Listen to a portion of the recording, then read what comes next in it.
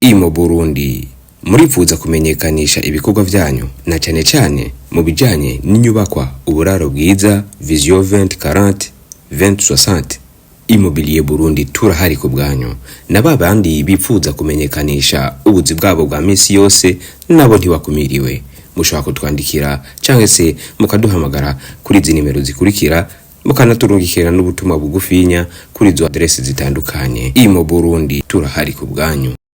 Tamam Garage Product Service. Murifuza kugura imodoka nshasha, murifuza kugura imodoka ya occasion. Tamam Garage turahari ku bwanyu.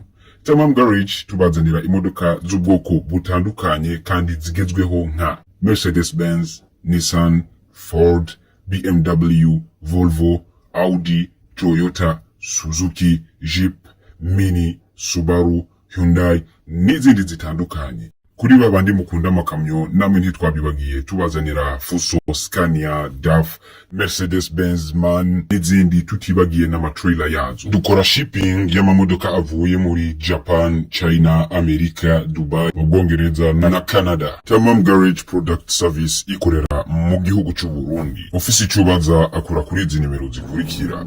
Tamam Garage Product Service turahari ku bwanyu.